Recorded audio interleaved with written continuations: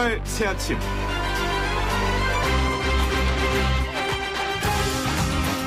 필리핀에서는 코로나19로 봉쇄령이 내려져 있는데요. 이를 어긴 사람은 사살해도 된다고 합니다. 그런데 마스크를 쓰지 않아서 지적을 당한 한 취객이 경찰에 저항하며 난동을 부리다가 결국 총에 맞아 숨진 사건이 벌어졌습니다. 남아프리카 공화국에서도요. 하객들을 불러 야외 결혼식을 올린 신랑 신부가 경찰에 체포되기도 했습니다. 세계 각국이 강제 조치를 취하는 쪽으로 방향을 틀고 있다는 건데요. 우리도 자가격리 위반자에게 손목 밴드를 강제하는 문제로 고심 중입니다. 하지만 자가격리 앱 설치도 개인정보나 위치정보 제공, 이용 등 동의가 필수적이어서 관리가 쉽지 않습니다. 이 상황에서 더욱 심각한 인권 침해를 야기하는 손목밴드 착용 가능할지 모르겠습니다. 비용과 관리 문제, 기존 격리자와의 차별성 등 해결할 문제도 만만치 않죠. 더욱이 이미 손목밴드를 강제하고 있는 홍콩도요. 손목밴드의 오작동 문제와 함께 별 실효성이 없더라 이런 논란도 나오고 있죠. 이미 국내 자가격리자가 4만 명이 넘는 상황에서 취할 수 있는 방법, 위반자에 대한 형사처벌을 강화하는 것, 그리고 보다 성숙한 시민의식을 가지고 우리 국민 스스로가 자율적으로 규정을 잘 준수하는 게 아닐까 싶습니다. 따뜻하고 상식적인 보통 사람들이 즐겨듣는 YTN 라디오 노영의 출발 새 아침, 지금부터 출발합니다.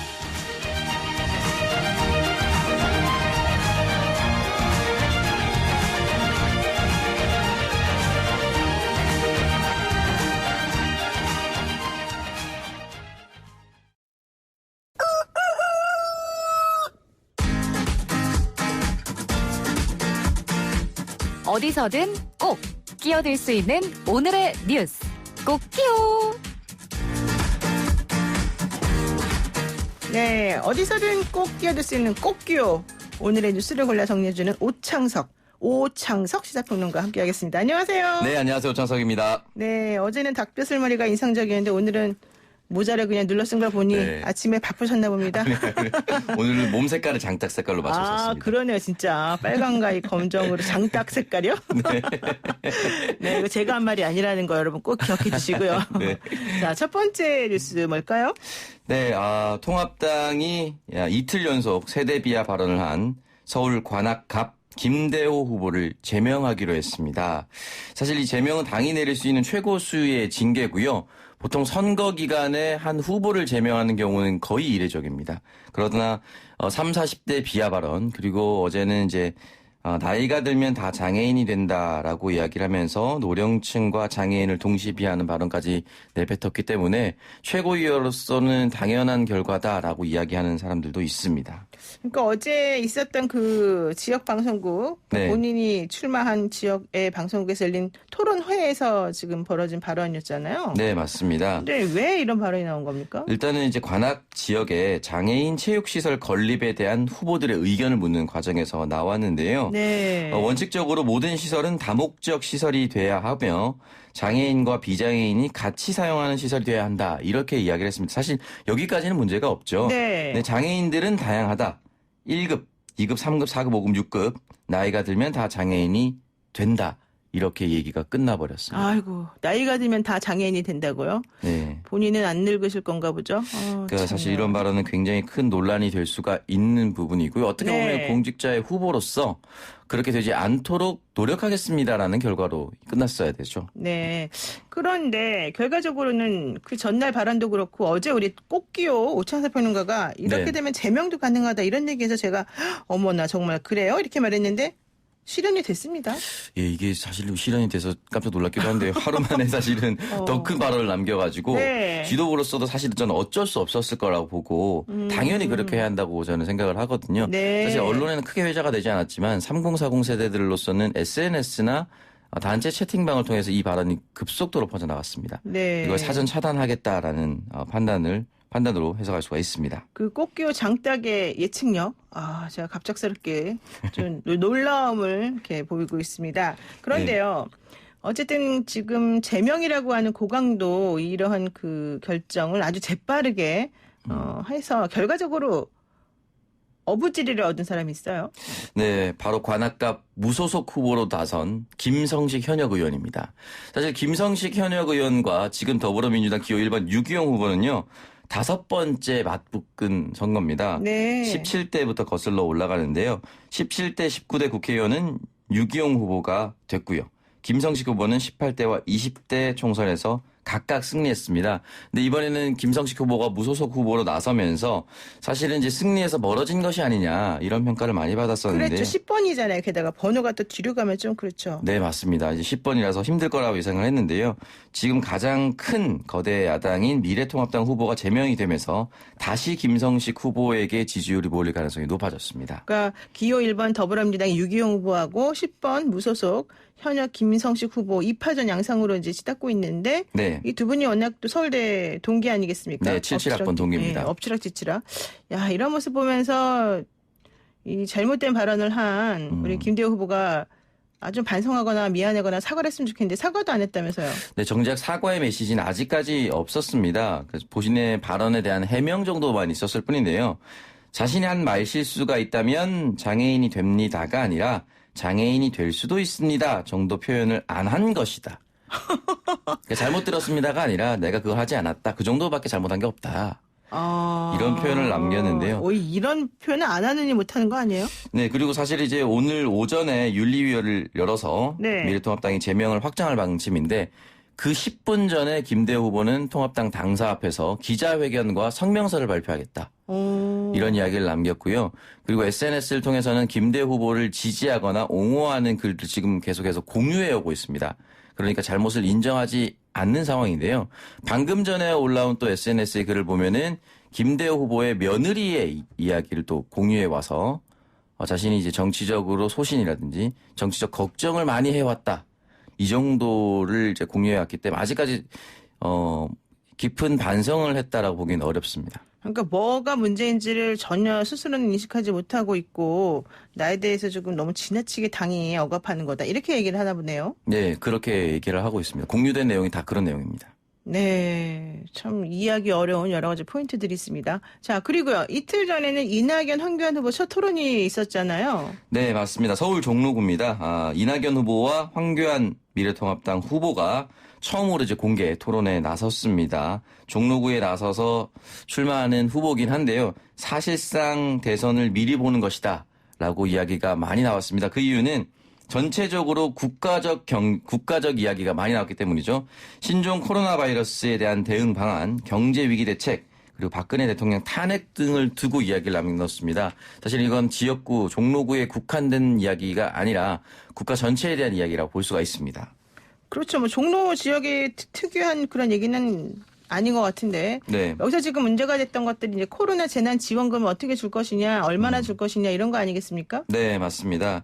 일단 여기에 대해서 황교안 대표는 초기 방역 대응에 실패했기 때문에 사망자가 180여 명까지 올라갔고 확진자도 10,000명까지 올라갔다. 이렇게 비판을 했는데요. 이낙연 후보는 여기에 대해서 전 세계적으로 한국의 방역 기술에 대해서 인정을 하고 있고 또한 지금 현재 황교안 대표가 소속돼 있는 정당은 100조 원을 주자고 얘기한 사람도 있고 50만 원씩 주자고 얘기한 사람도 있고 정부가 70% 주자니까 차라리 다 주자라고 이야기하는 사람도 있다. 소속 정당의 한 정책이 제대로 정립되지도 않았다라고 비판했습니다. 그러니까요. 또 이게 요즘에는 이런 말로 하더라고요. 표 포퓰리즘이다. 네. 그러니까 어차피 뭐 지금 당장 뭐가 지급되기는 어렵지 않습니까? 네, 맞습니다. 그러니까 정부하고 이제 다 협의를 거쳐서 이게 추경 예산안이 다시 수정이 되고 그리고 또 다시 통과가 되고 뭐 이런 과정을 거쳐야 되니까 어차피 총선 이후에 지급될 건데 네.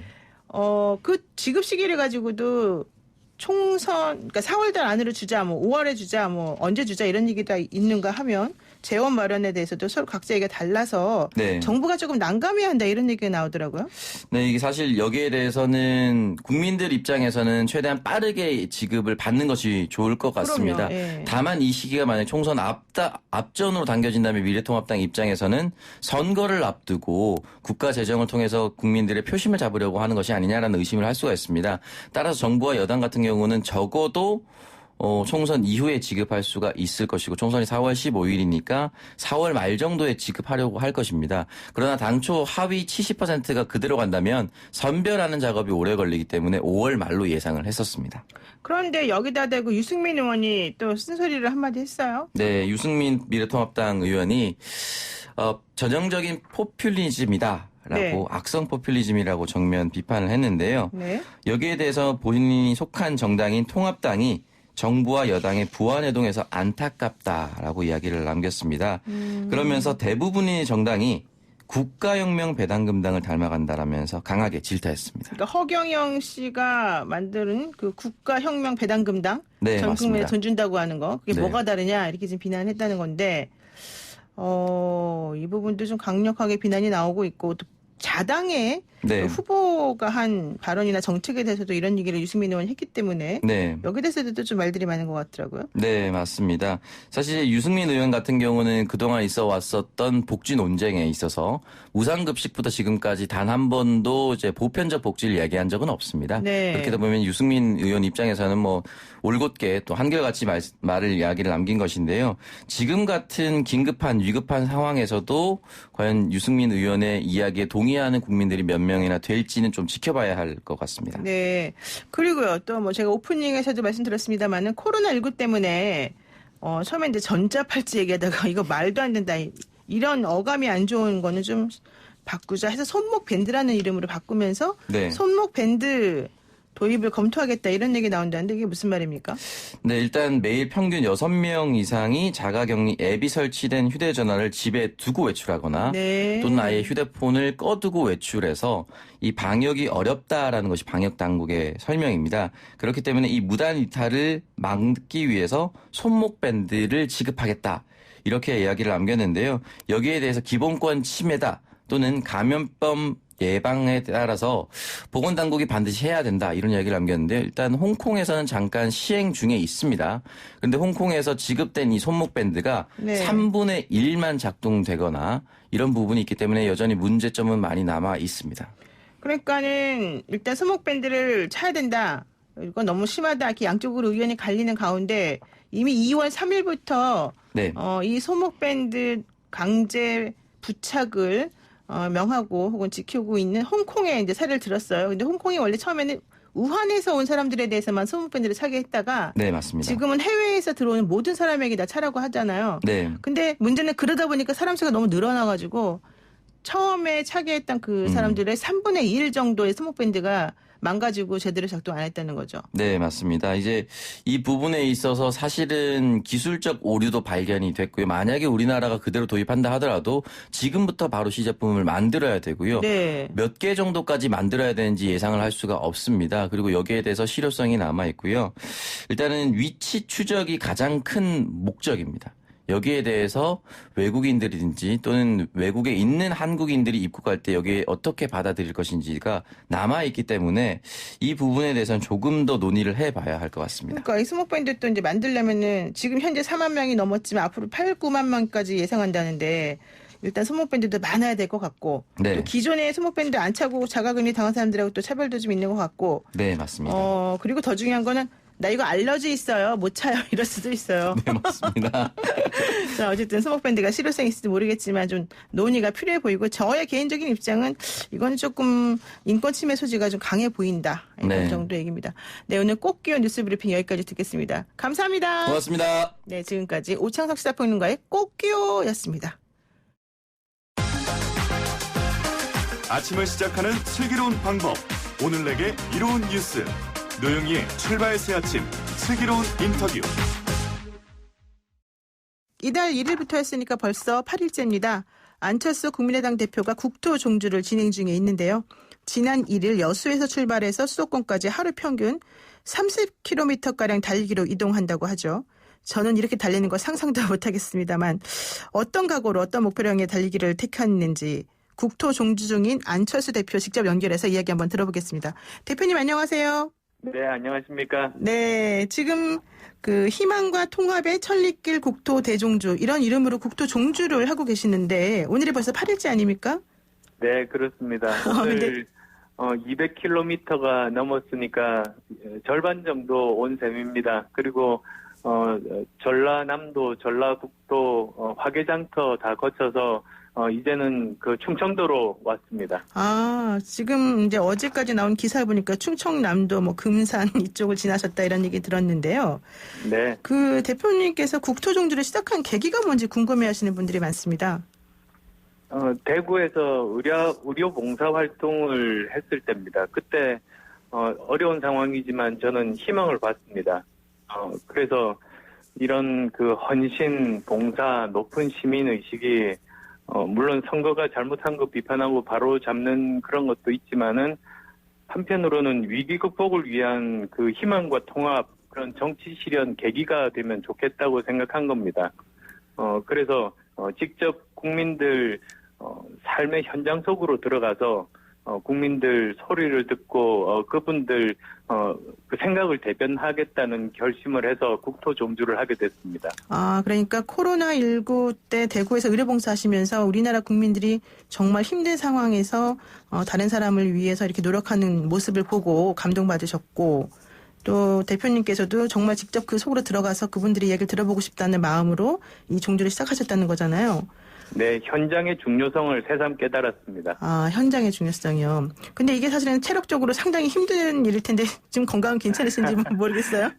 네, 솔직히 힘듭니다. 저도 처음 시작할 때 과연 가능한 것인지 저도 자신은 없었습니다만 주위 분들이 그 격려해 주시고 힘을 받아서 지금 여기까지 오게 됐습니다. 네. 근데 달리면서 정말 그 현장에 있는 사람들이 얘기를 들어보니까 무슨 얘기를 제일 많이 하던가요?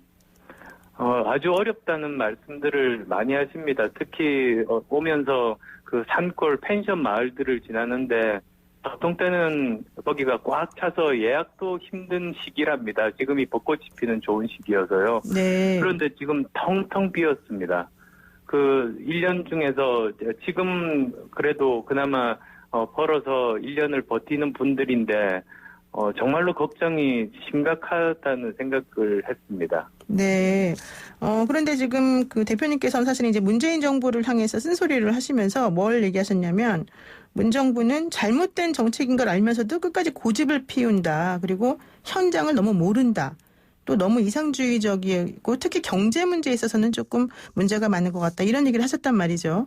그런데 네. 그 맥락에서 지금 말씀하신 현장에 들어가 보니 어렵다는 말들을 많이 하신다. 이것하고 지금 연결을 시켜서 한번 여쭤보면 예컨대 이 문재인 정부에서 추진하고 있던 뭐 소득주도 성장 혹은 주 52시간 이런 정부의 정책 이런 것들이 잘못됐기 때문에 현재 우리 국민들의 삶이 더 어려워졌다 이렇게 보시는 건가요? 아니면은 그게 복합적입니다. 사실 지금 직접적으로는 코로나19로 해서 민생 경제가 완전히 무너졌지 않습니까? 네. 서로 접촉도 하지 않으니까 특히 소상공인들을 비롯해서 일용직 노동자들 지금 일감이 없습니다. 그런데 그 어려움이 지금 굉장히 심각하지만 그 근저에는 오랫동안 진행됐던 그 소득주도 성장에 의한 그 침체가 계속 있었던 겁니다. 일종의 이런 표현이 적절할지 모르겠습니다만 기저질환이 있는 상태에서 지금 코로나19 불황을 맞은 겁니다. 아, 그러니까 현재까지 문재인 정부가 추진했던 정책 자체가 일단은 문제였는데 거기에 코로나19까지 더해지니까 현재까지 이런 상태가 됐다 이렇게 보시는 거군요. 네, 그런데 저는 비판만을 위해서 그런 이야기를 한 게 아닙니다. 그래서 이런 점들을 지금 고쳐야 된다. 그리고 고치려면 어떤 방법들을 사용하면 좋겠다. 그렇게 대안을 제시하면서 정부에서 그렇게 해주기를 바라고 있습니다. 아, 그러면은 만약에 국민의당이 이번 선거에서 좋은 결과를 거두고 또 국회에 입성하게 되고 많은 분들이 이렇게 되면 대표님께서 추구하는 그런 지금 말씀하신 정도는 어떤 방식으로 이루어질 수 있을까요? 저희들이 추구하는 것은 실용 정치입니다. 지금까지 그 이념적으로 서로 싸우기만 하고 서로 고집만 피우다 보니까 합의도 안 되고 문제 해결도 안 됐지 않습니까? 네. 그런데 저희들은 실용 정치를 하겠다는 겁니다. 실용 정치라는 것은 어떤 이상에 사로잡혀서 고집만 피우는 것이 아니라 실제 사회 문제를 해결하는 것 그 자체, 그리고 세상을 바꾸는 그 자체의 목표를 줍니다. 그래서 생각이 다른 사람들과 함께 이야기를 하고 그 토론을 하고 합의를 해서 실행에 옮기는 마치 우리 사회에서 직장 생활할 때 일하는 것과 똑같습니다. 그럼 그런 정도 이제 실용 정치를 하기 위해서는 사실 국민의당의 뜻을 따르는 국민들이 많아야 될 것 같고 또 네, 그렇습니다. 국회의원들도 많아야 될 것 같은데 그렇다면 후보를 좀 내시지 왜 비례만으로 선거를 치르실까요? 네, 아주 고통스러운 사실은 어려운 결정이었습니다. 아, 네. 제가 처음 귀국을 1월 달에 했을 때부터 그 통합이라든지 또는 그 연대라든지 그 이야기밖에 나오지 않았습니다. 이대로 네. 그냥 가면은 저희들이 정말로 필요하다고 생각하는 우리 국가 미래를 위해서는 실용 정치가 필요하고 실용 정치, 중도 정치가 뿌리를 내려야 되는데 거기에는 관심이 없고 계속 통합 연대 이야기만 나오는 겁니다. 아, 그래서 저희들이 비례대표 그 투표에서는 사표가 없지 않습니까? 누가 네네. 누구 표를 갉아먹고 이런 게 전혀 없습니다. 국민 한 분 한 분의 그 마음이 그대로 한 표 한 표 전부 다 거기에 계산이 되는 겁니다. 아. 그래서 저희들은 이 비례대표 선거에서 저희 국민의당을 1당으로 만들어 주시면 그리고 정당 지지율 20% 정도를 주시면 어느 한 당도 50% 과반이 넘지 못하는 상태가 되고 국민 눈치 보게 된다. 그래서 저희들이 그러한 매기 역할을 하겠다고 약속드렸습니다. 아, 그래서 사표 없는 정직한 정당 투표가 바로 비례 정당 투표니까 그쪽을 택했다 이렇게 말씀하시는 거군요. 네, 그렇습니다. 그런데 이제 좀 전에 말씀하신 것 중에 우리 그 국민의당이 추진했던 혹은 추구했던 게 이제 중도 정치다 뭐 이런 얘기 하셨고요. 또 원래 대표님께서는 새 정치라는 캐치플레이를 걸고 나오셨었단 말이죠. 그런데 현재는 사실 그런 종류의 안철수식의 새 정치, 뭐 국중주의, 중도 정치 이건 좀 실패했다 이런 평가가 있거든요. 이건 인정하시나요? 지금도 계속 진행형이라고 말씀드리겠습니다. 처음 제가 7년 반 전에 이제 정치를 처음 시작한다고 했을 때나 지금이나 제 초심은 변함이 없습니다. 우리나라 정치를 가장 뭐라고 합니까?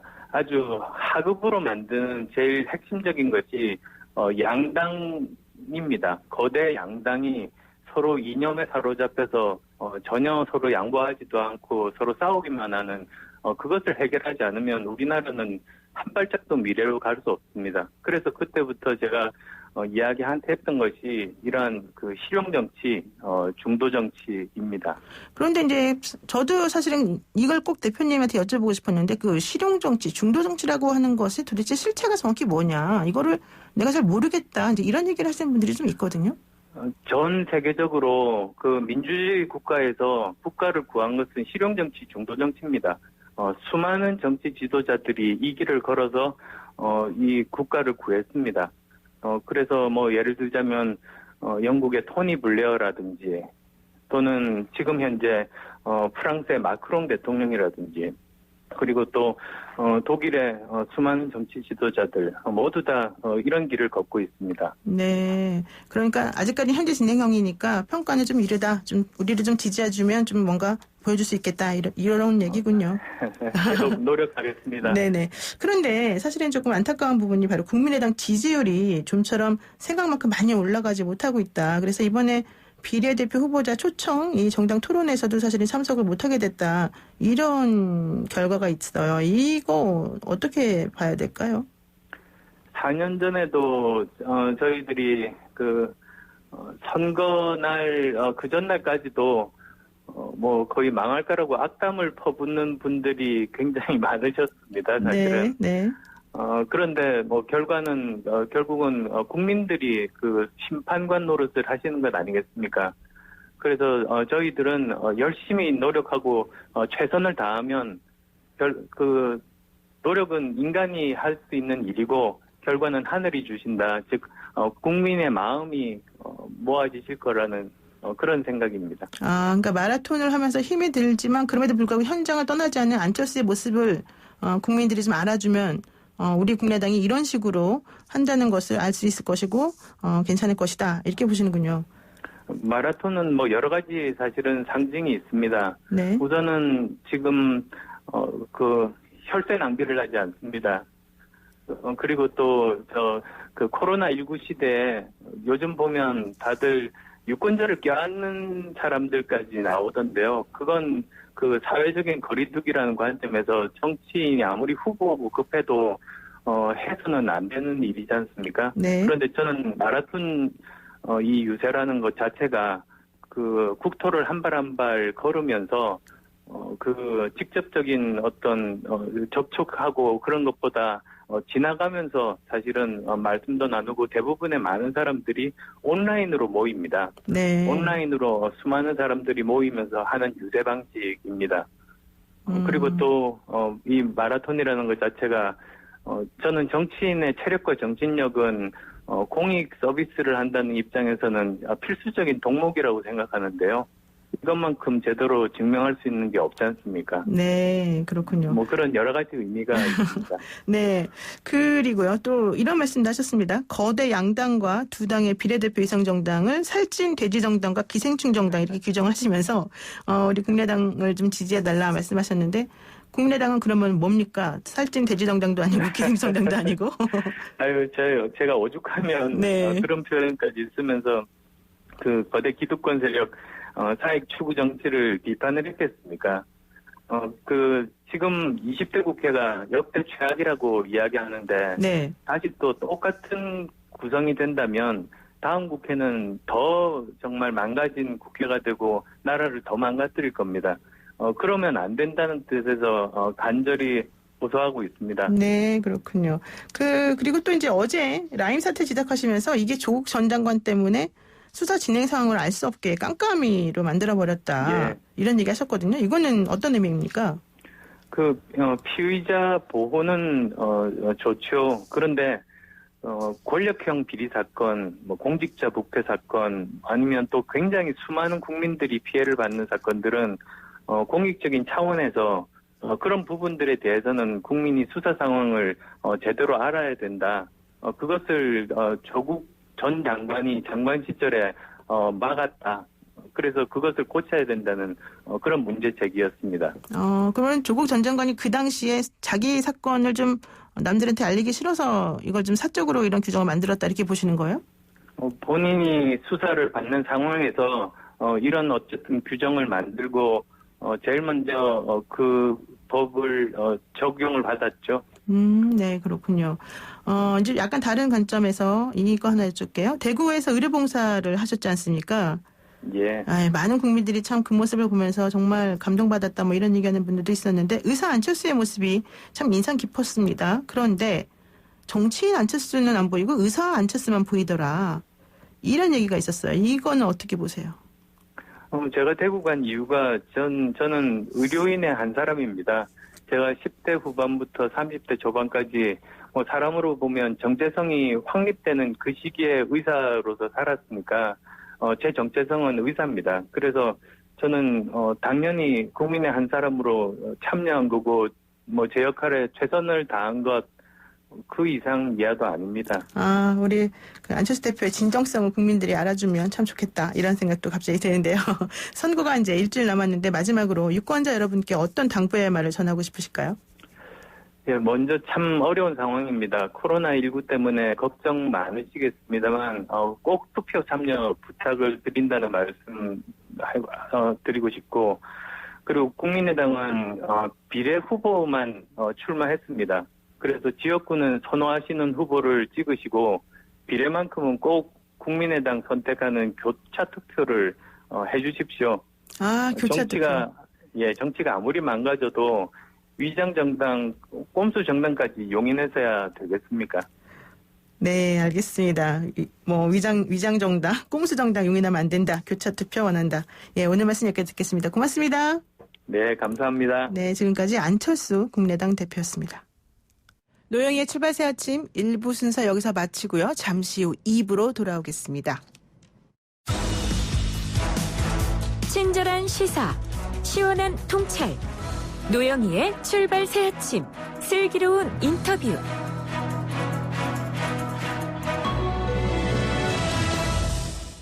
네, 앞으로 총선이 일주일밖에 남지 않았습니다. 주목할 지역구가 많은데요. 한번 부지런히 달려가 보겠습니다. 오늘 저희가 만나볼 이 후보는요. 신과 구의 대결, 관록과 패기가 맞붙고 있는 지역구 후보에 대한 얘기인데요.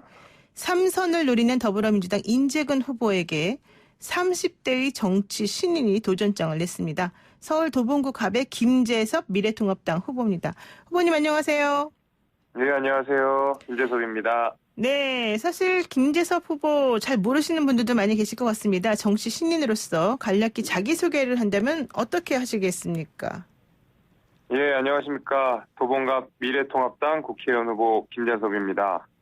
올해 나이는 34살이고요.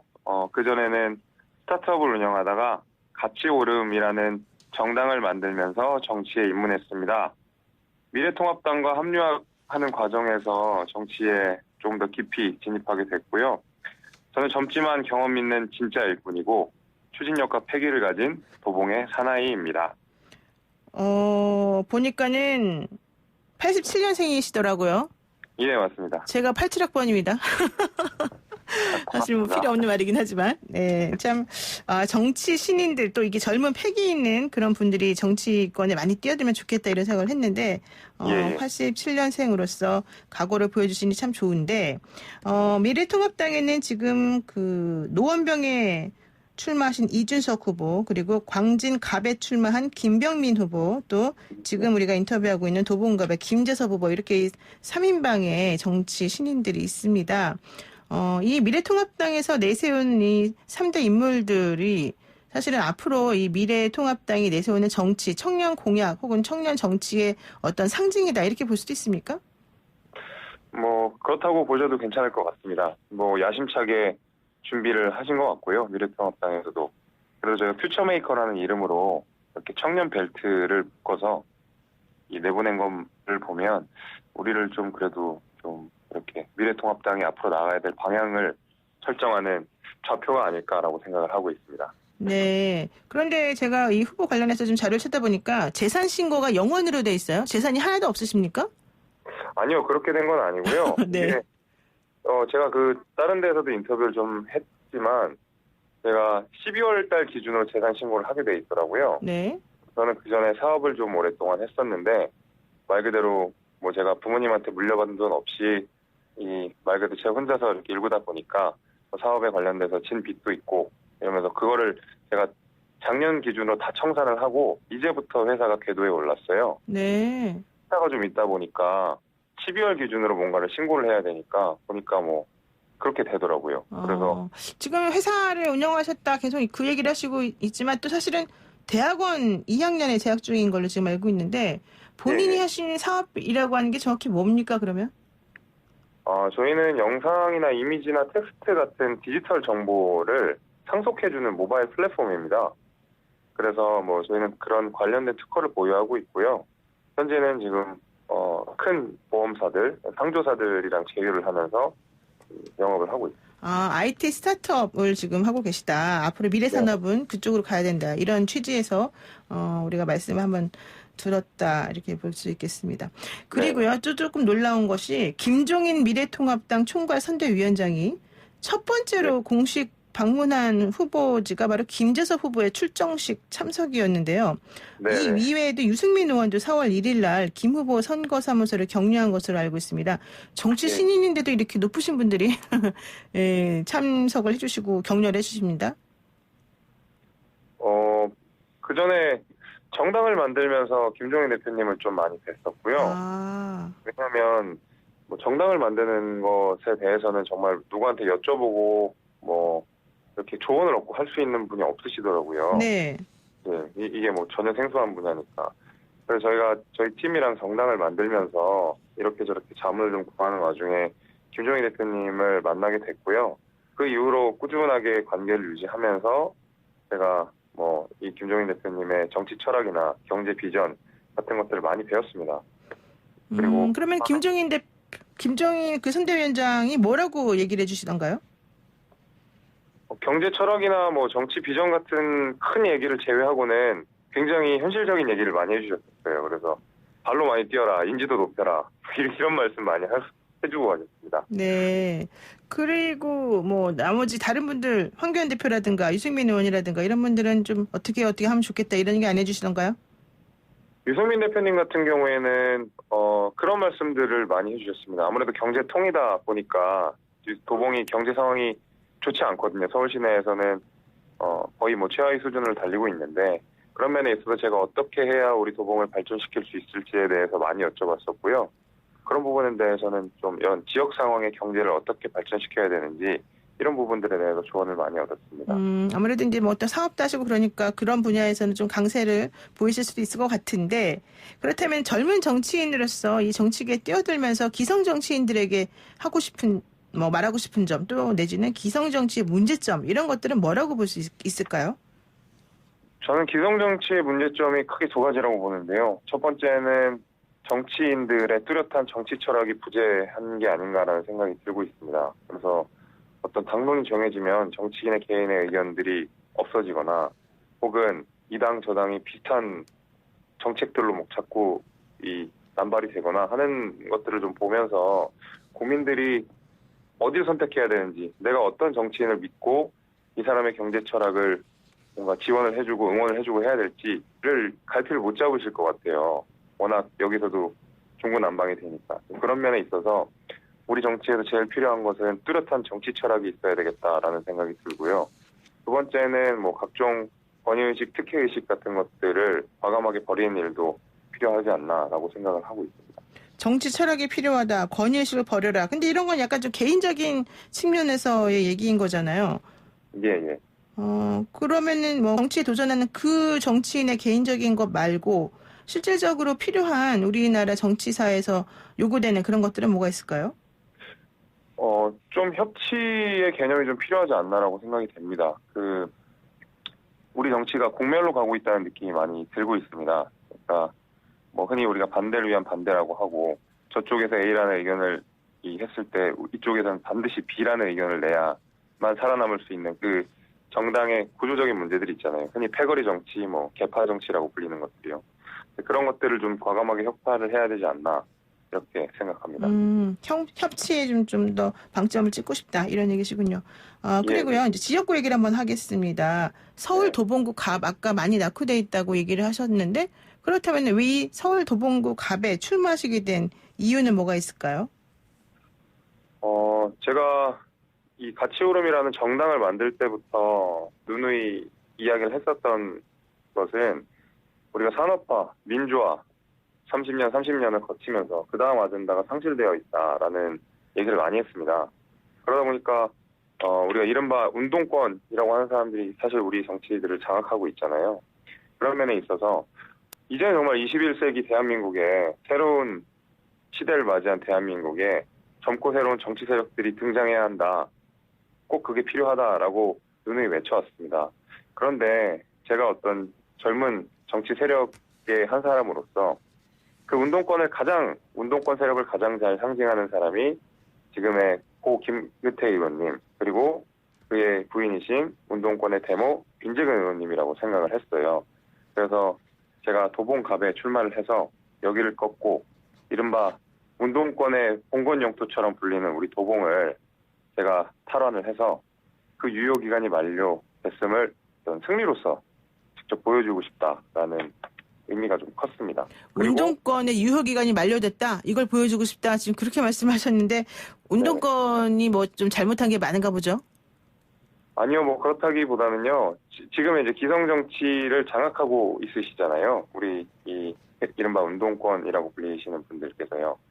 근데 이제 정말 21세기에 걸맞는 말 그대로 4차 산업시대에 걸맞는 정말 능동적이고 유연하고 패기가 있는 정치인들이 등장을 해야 되는데 이미 86 운동권이라는 분들께서 우리 정치를 다 장악하면서 우리의 어떤 정치의 생동감이라든지 이런 것들이 좀 많이 떨어지는 것 같아요. 그래서 이제 정말 정치권의 세대 교체가 필요하지 않나. 저는 그 선봉장에 서고 싶습니다. 네. 그렇지만 어쨌든 출마하신 지역구가 뭐 김근태 의원, 고 김근태 의원부터 시작해서 지금 3선 도전 중인 인재근 의원에 이르기까지 계속해서 진보 성향의 분들이 많이 계신 지역구란 말이에요. 그러면 본인이 생각하는 뭐 운동권 이제 이렇게 하면 안 됩니다라는 걸 보여주고 싶어도 관록이나 뭐 연령이나 이런 측면에서 조금 소구하기가 그 지역구 국민들에게 좀 어렵지 않겠습니까? 어떤 전략이 좀 필요할 것 같은데요. 예, 일단 우리 도봉구는 지금 저희 그 주민들께서도 많이 느끼는 거지만 관록도 중요하지만 정말 패기 있고 추진력이 있는 인물이 필요하다라는 말씀들을 많이 하십니다. 이게 왜냐하면 사실 발전되지 못하고 있는 부분들이 많아요. 수건 사업들이 되게 많거든요. 그러니까 이것들이 뭐 매번 공약으로 제시가 되고 있고 그럼에도 불구하고 해결되지 않고 있는 문제들을 좀 보면서 이거는 경업이나 어떤 이 관록보다는 정말 추진력과 패기와 이 일만 가지고 우리 도봉을 발전시킬 그런 사람이 필요하다라고 말씀들을 많이 하시고요. 저는 그 부분을 비집고 들어가고 있습니다. 지금 선거운동 하신 지 물론 먼저 길지는 않겠지만 해보시니까 어떻던가요? 이분들하고 나하고 좀 호흡이 맞는다. 내가 꼭 필요한 사람이다. 이런 스스로의 그런 자부심, 느낌, 자신감 이런 게 있으십니까? 물론입니다. 자신감 있고요. 당연히 우리 주민들께서 원하는 그런 지금까지 기다렸던 그런 정치인이다라는 저는 자신감이 있습니다. 왜냐하면 말 그대로 일을 해본 사람이고요. 젊은 사람이지만 그 전에 뭐 나름의 산전수전을 겪고 아까 말씀드렸듯이 제가 뭐 빚도 다 갚아봤고 말 그대로 사업도 읽어봤고 이제는 사업도 안정적인 궤도에 올려봤고 하면서 어린 나이지만 경험이 있고요. 또 우리 보수당이 잘하는 경제 프레임을 잘 활용한다고 하면 우리 도민 국민들한테도 충분히 호소력이 있지 않을까라고 생각하고 있습니다. 네, 정말 패기에 넘치는 그런 변이었는데요. 끝으로 일주일 남은 선거 임하는 각오 한 말씀 그리고 또 지역 국민들에게 꼭 이 말은 내가 해야 되겠다 이런 말씀 있으면 한마디 하시죠. 예, 우리 도봉구 잃어버린 20년 김재섭이 찾아낼 수 있습니다. 김재섭은 젊고 유능한 일꾼이고요. 패기 있고 추진력이 있는 도봉 토박이 하나입니다. 김재섭에게 도봉을 믿고 맡겨주신다면 제가 반드시 우리 도봉 발전을 이뤄내겠습니다. 정치권의 세대교체, 대한민국의 시대교체를 이뤄내는 선봉장이 되겠습니다. 도봉 구민 여러분 잘 부탁드리겠습니다. 네, 제가 그냥 도봉구에 제가 안 살지만 도봉구에 만약에 산다면 뭔가 조금 마음에 울림이 있는 그런 발언이 아니었나 생각이 듭니다. 네, 오늘 말씀 여기까지 듣겠습니다. 고맙습니다. 예, 감사합니다. 네, 지금까지 서울 도봉구 갑의 김재섭 미래통합당 후보였습니다. 네, 오늘은 서울 도봉갑 미래통합당 김재섭 후보를 만나서 인터뷰를 했는데요. 같은 조건으로 더불어민주당 인재근 후보에게도 섭외를 했으나 방송에 응하지 않았음을 말씀드리겠습니다. FM 94.5MHz YTN 라디오 노영의 출발 새 아침 8시 정각에 돌아오겠습니다.